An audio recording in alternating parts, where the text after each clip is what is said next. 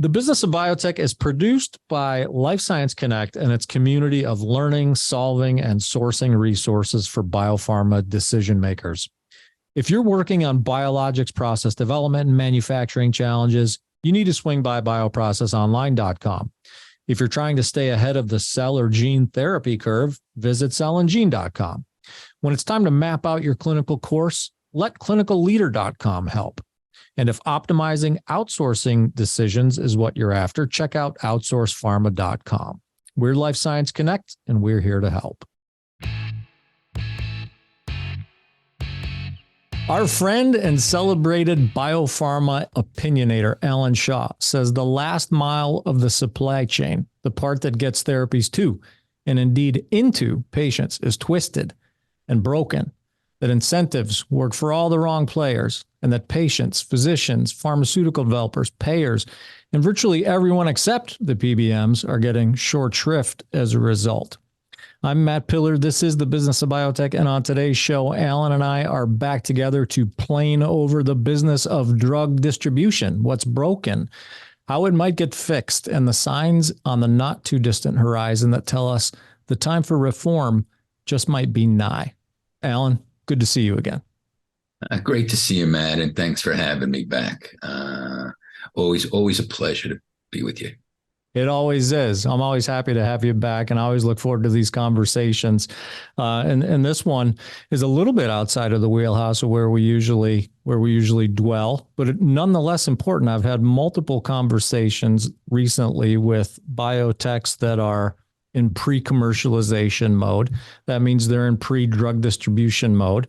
So this concept, this discussion that we're going to have about the way the drugs are distributed, who's rewarded, compliance to drugs and therapies and better outcomes, it's absolutely relevant to our audience, I think. And, you and I had a brief conversation about this a week or so ago, and I think there are some movements in play that might be cracking the door open to sort of change the paradigm.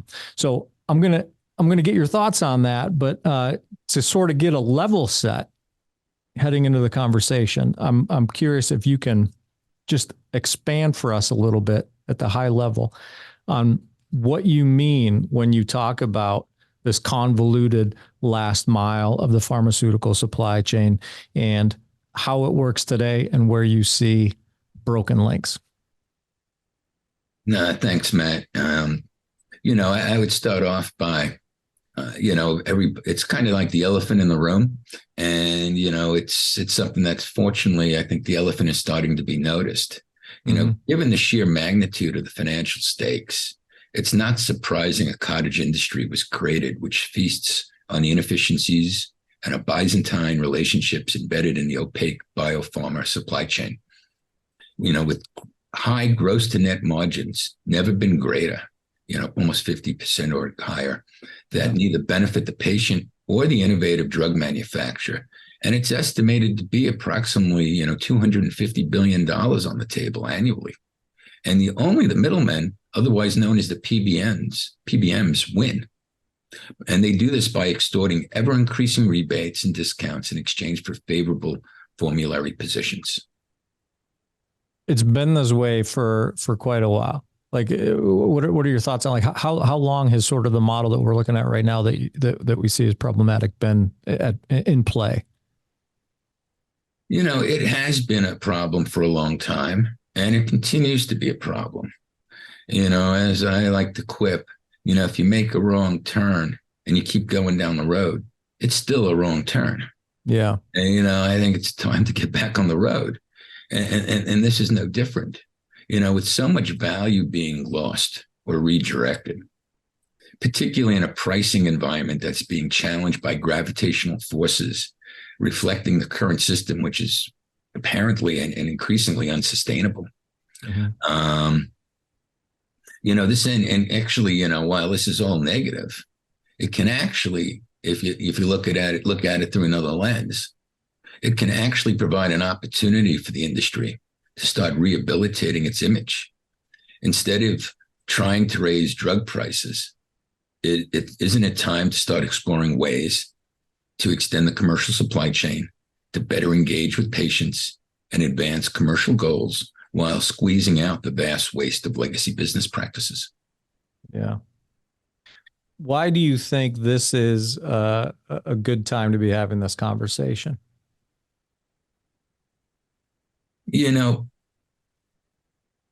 I mean, not that there's ever a bad time to have a conversation about things that aren't working right? But I sense that there are dynamics that make this a more timely conversation than perhaps it might have been a couple of years ago. I think, we've been hit in the head so many times as an industry.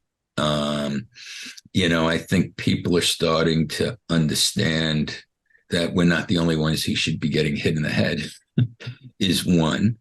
Yeah. I think that the nature of the system being broken is increasingly evident with the graying population that we have, and you would think that, the industry continues to raise prices, right? It continues to raise prices at a pace that outpaces inflation, yeah, and that really underscores the industry being tone deaf. And right now, and I can get into it in a little bit, I can get into, what's happening. But in many cases, what's driving price increases are actually the PBMs themselves, who, because, what happens is you raise the price, but then you're also increasing the rebate. So, the net amount that's coming back to the manufacturer is pretty negligible. Yeah. At the end of the day. So, the definition of insanity is to do the same thing and expect a different outcome. Yeah. So I don't think the industry can continue raising prices like they have been. And it's also continuing to, fan the negative perception that we have. We're not helping ourselves by doing it either economically or from a public relations perspective. We lose. The industry's pricing headwinds are well known, particularly in the face of global cost and containment initiatives, tethered at really tethering the unsustainable nature of our system. And the aging demographics is only making this harder. And there's a need to change. You can point to a lot of things in this country where we continue to kick the can. I don't think it's necessarily sustainable. I don't think this one is either. Mm-hmm. So at some point, there's going to be a day of reckoning. And I think there's still an opportunity for the industry to control the narrative as opposed to having the narrative controlled for us. Yeah.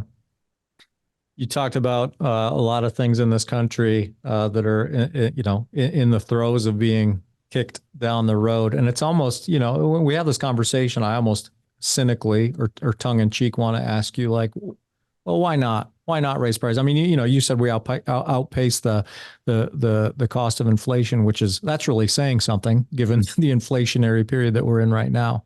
But the American public, payers, seem to be begrudgingly dealing with rising costs of grocery prices, rising cost of consumer packaged goods. I mean, automobiles are off the chain right now. Real estate is out of control. Everything's getting more expensive. And I think to consumers anyway, to patients, as it were in this case, in all of those industries, there are gray areas where it's not understood exactly who's benefiting or who's getting rich on these price increases. So not unlike the pharmaceutical last mile supply chain. All of this expense that people and payers are burdened with is coming without apology. Yet we keep paying. Why? So why? And again, I asked the question sort of tongue in cheek. Why not drugs? Why shouldn't the people who are pulling the wool over our eyes in the pharmaceutical industry and making money on it continue to get away with it the way that everyone else is right now? That sounded very cynical, didn't it? I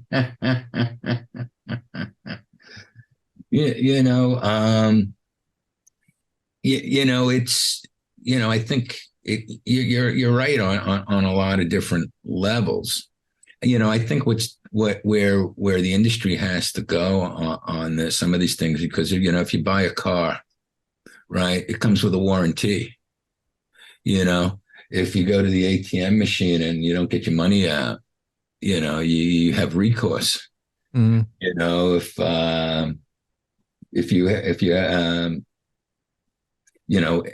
you fly on an airline and you have recourse.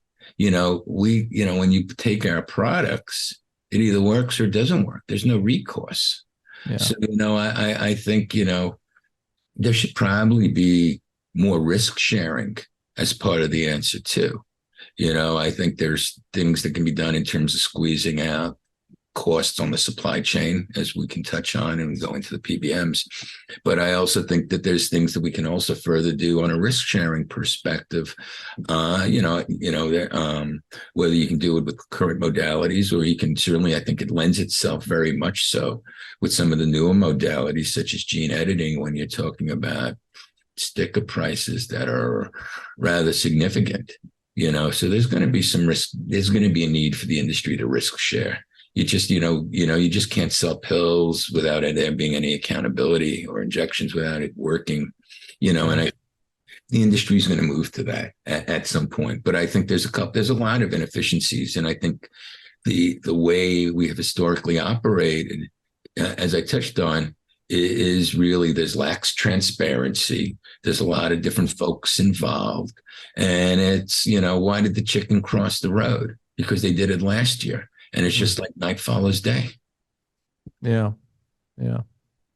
You've called out the PBMs, not just because they contribute to excessive costs, but I've heard you call them out because, in your opinion, they contribute to poor patient compliance and thus poor health outcomes. So explain what you mean by that. Yeah, for the benefit of all, pharmacy benefit managers, or PBMs, work on behalf of the health plans and employers by creating formularies or lists of medicines covered by insurance. It's important to highlight that PBMs were actually created with the objective of negotiating lower drug prices while enabling patient access to medicines. How do you think that's been working? Unfortunately, it hasn't worked out that way, as the PBMs have really lost their way. At issue is the convoluted and opaque nature of their relationships, which greatly affect the cost of medicines for hundreds of millions of Americans.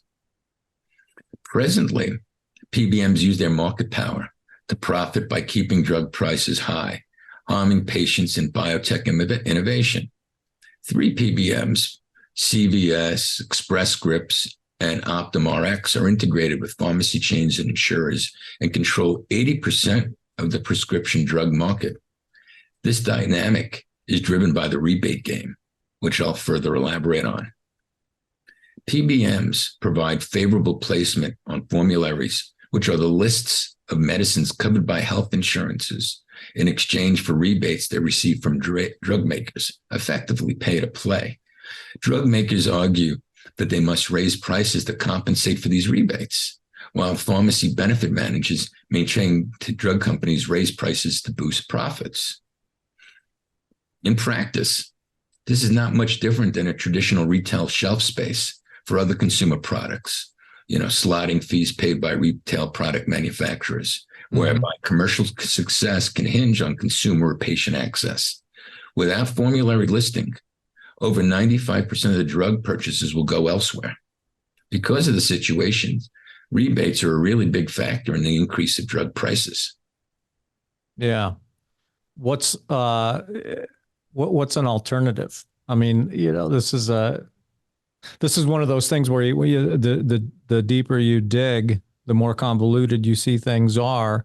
And I think in some cases, when you're in a situation like that, it's more difficult to kind of claw your way out of it with a rational thought. I mean, so what is the alternative?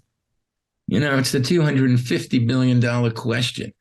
There's a lot of money at stake. And when you have that level of self-interest, it's going to be very hard to take the candy away from those who have it right now. Mm-hmm. There's a lot of, lobbying and self-interest groups. But, I think if we can focus on the patient and think about the patient, and should be all about the patient and the outcomes of the patient, I think it's easier to get to answers that make sense, and work towards that. Again, a lot of this is much easier said than done. Yeah. But from my experience, drug adherence is the common denominator for all stakeholders and should serve as the foundation of patient engagement strategy. As patient drug compliance is the biggest rate limiting factor in successful outcomes, implementing patient loyalty programs that correlate pricing discounts to drug adherence would provide a win-win strategy for redirecting middlemen or PBM profits back to consumers while driving down drug prices. Of course, as I said, this is much easier said than done. Yeah. But I think it's a start to, the more the patient takes a drug and stays compliant, the drug price comes down. So, you're correlating everyone's interests to successful outcomes. Somehow, that gets lost in translation. So if in a transition to that model, I'm just curious about the economics of it. There's enough, I mean, in your, I guess, general perception, there's enough money padded or built in to allow that. Like, as you said, some of these new therapies come with an incredible sticker price. Adherence to that down the road, should some of the money that's going to PBMs in the form of rebates be reallocated, you think that the economy of that kind of downward scale works? I think it's certainly, in theory, it drives alignment. I would think if you can drive down drug pricing and you drive it down by compliance, that should align. Yeah. The only person that's misaligned or dislocated would be the PBMs. Yeah. Yeah. The idea here is to provide patient access. And if you can reduce the costs and provide access, I think that's a winning strategy for patients. As I mentioned, the drug prices go high, but, the gross to net discount is really the thing that sometimes gets lost in the headlines at the end of the day. And, what's the sticker price isn't necessarily certainly not realized by the manufacturer. It's really the difference between what the manufacturer gets and everybody in between. Yeah. Yeah. And to your point, the compliance aspect and the health outcome aspect, obviously compliance benefits the pharmaceutical company, right? I mean, that if we're keeping them on the drug, we're selling more product. And if the health outcome as a result of that compliance is positive, which in theory it would be if you've built a good drug, you're also not only selling more product, but improving that perception of this industry that we've talked about on multiple occasions, and the absolute, we're bottom of the barrel. People like the government and airlines and lawyers more than they like us. And it's sad that the only thing that Washington agree on is to hate the biopharma industry. There's no consensus anywhere, even in war. And it's only our industry that there's consensus across the aisles. Yeah. Well, speaking of the federal government, what is like the bigger question is who is equipped to play a role in changing the paradigm? I'm assuming that would include, Congress, and for the point you just made about their disdain for this industry, at the very least, that disdain indicates an appetite for change. So the bigger question is who's involved in a change like this, and like I said, I'm assuming that the federal government plays a role in there somewhere. It'd be great if there was a single throat to choke here. There's a lot of codependency. And unfortunately, reform is, as we touched on, is much easier said than done when considering the number of factors and stakeholders that make up our complicated and varied healthcare landscape. Just to show lack of alignment, here is just an illustration of one. For example, the PBMs put an emphasis on minimizing current period costs over healthcare system costs. So rather than treating somebody with a chronic issue or paying for something that would be useful, it's in their benefit to pay the more of the generic cost, lower, less innovative product in order just to minimize their cost today, even if it not realize hospitalization down the road. Mm. And that's really a huge systemic misalignment that focuses on short-term cost and profit as opposed to patient outcomes. So, where we kind of are, we can't get out of our own way. And, you really need to, I think, reorientate what the outcomes are and what we're trying to. And I think, as an industry, it's an opportunity for us to kind of change that paradigm a little bit, or try to at least try to control the narrative. I don't think we really have staked out a position other than focusing on the PBMs are better than focusing on us.